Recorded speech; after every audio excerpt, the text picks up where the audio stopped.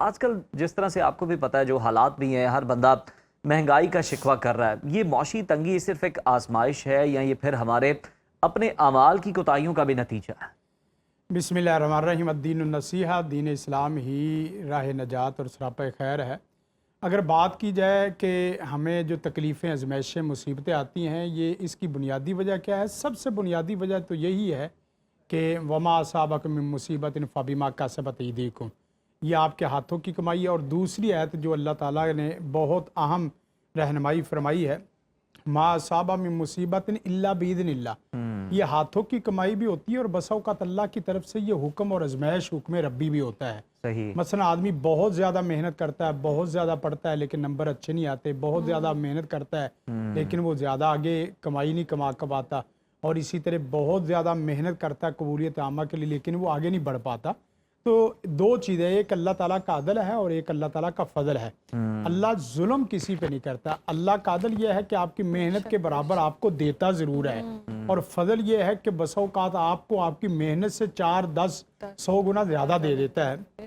لیکن اگر تو آدمی نہ صبح عقیدہ صحیح اپنائے، نہ نماز پڑھ رہا ہو، نہ ذکر کر رہا ہو، نہ سچائی اپنا رہا ہو، اور پھر بھی کہے کہ میرے اوپر اللہ کی ازمائش ہے، وہ اس کے اوپر اللہ کی ازمائش نہیں، اس کے اوپر اللہ کی طرف سے عذاب بھی ہو سکتا ہے، تکلیف بھی ہو سکتی ہے۔ مثلا جو آدمی نماز بھی پڑھ رہا ہے، ذکر بھی کر رہا ہے، حقوق اللہ اور حقوق العباد بھی ادا کر رہا ہے، لیکن اس کے باوجود اس کی تنگی ختم نہیں ہو رہی، تو یہاں یہ سمجھا جا سکتا ہے کہ وہ آدمی ازمائش کا، اللہ کے حکم کا، وہ اللہ کی ازمائش کا شکار ہے۔ صحیح۔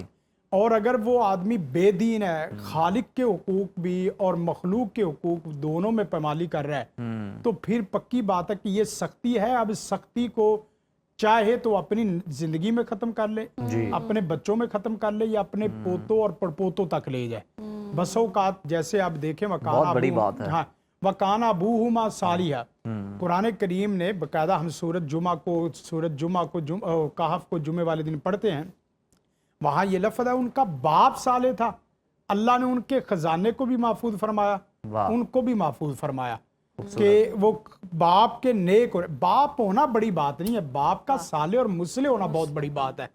باپ کا اپنے بچوں کی بنیادی ضروریات زندگی پوری کرنا بڑی بات نہیں ہے، باپ کا اپنے بچوں کی دنیاوی بھی اور اخروی بھی دونوں ضروریات کو پورا کرنا یہ سب سے بڑی بات ہے۔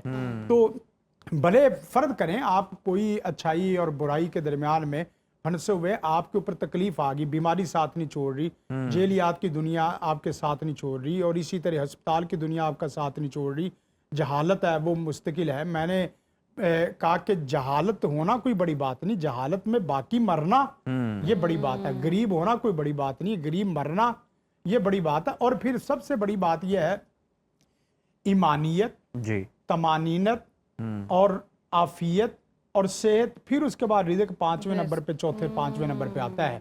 جس کو اللہ تعالیٰ ایمان کی دولت دے دے اور عافیت کی دولت دے دے، اس آدمی کا اللہ کے ہاں شکوہ نہیں رہتا کہ مجھے اللہ نے کچھ دیا نہیں ہے۔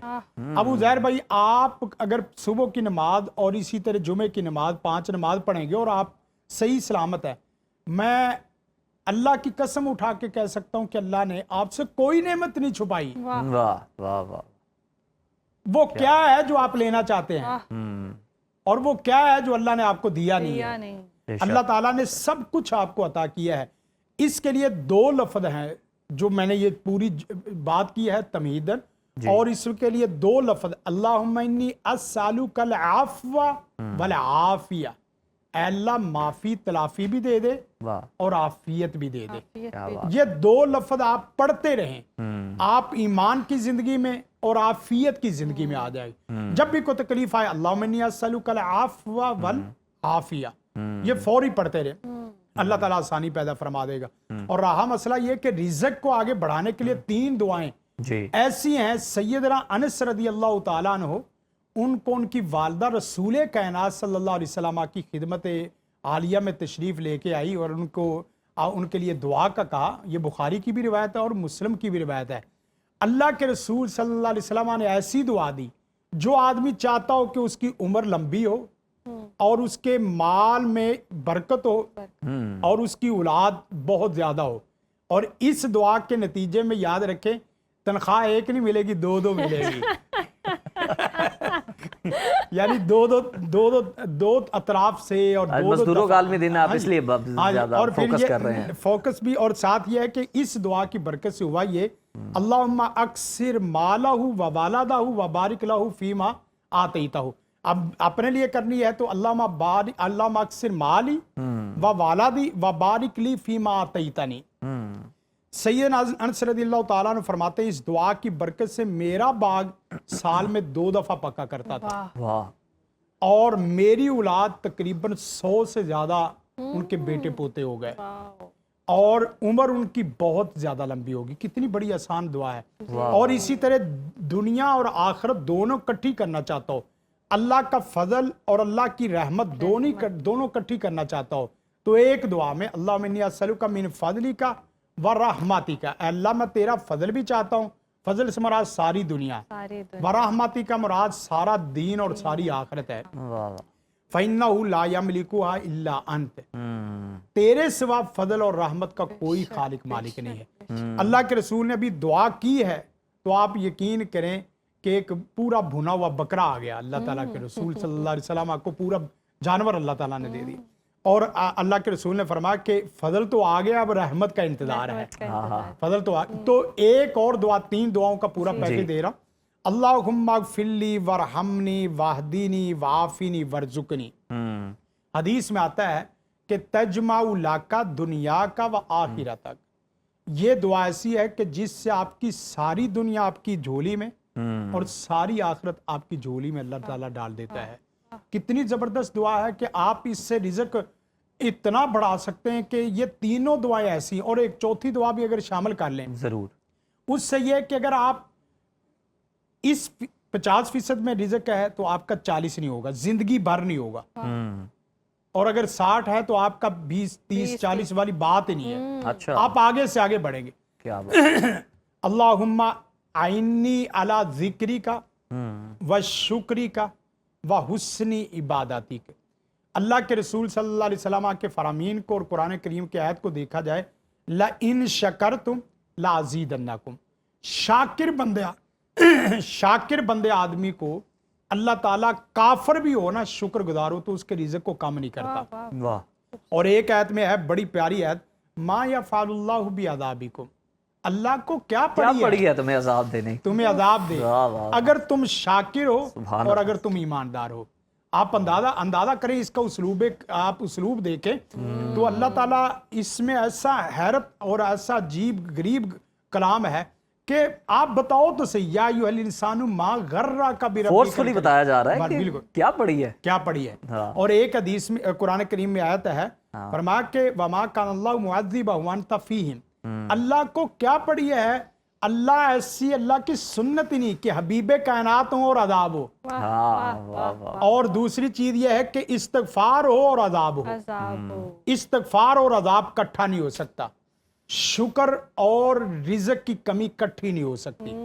آپ شکر کو کٹھا کر لیں، سچائی کو کٹھا کر لیں، اور ساتھ ساتھ سب سے بنیادی بات یہ ہے کہ آپ عقیدہ توحید، 5 وقت کی نماز، روزانہ قرآن کریم اور روزانہ ذکر، یہ ذکر میں نے جو آپ کو بتایا یہی کر لیں، اللہ تعالیٰ آپ کو رحمت فرما دے گا. آپ اپنے بچوں کو مکروز پیدا کرنے سے، اپنے بچوں کو جادو سے پیدا کرنے سے، اپنے بچوں کو غریب اور جاہل پیدا کرنے سے بہتر نہیں ہے کہ آپ اپنے بچوں کو صاحب علم پیدا کرو، اپنے بچوں کو صاحب رزق پیدا کرو، اپنے بچوں کو صاحب عمل اور فکر پیدا کرو. بالکل سب کچھ آپ کے ہاتھ میں ہے. قاری صاحب بہت پیاری آپ نے دعائیں بھی جو ہیں وہ بتائی ہیں، ذکر اذکار بھی آپ نے شیئر کیے ہیں، لوگ کرتے بھی ہیں. ہمیں یہ بتائیے گا کہ لوگ ذکر اذکار میں، وظائف میں کیا بڑی غلطی کرتے ہیں جس کی وجہ سے انہیں جو مطلوبہ نتائج ہیں وہ حاصل نہیں ہو پا رہے ہوتے ہیں؟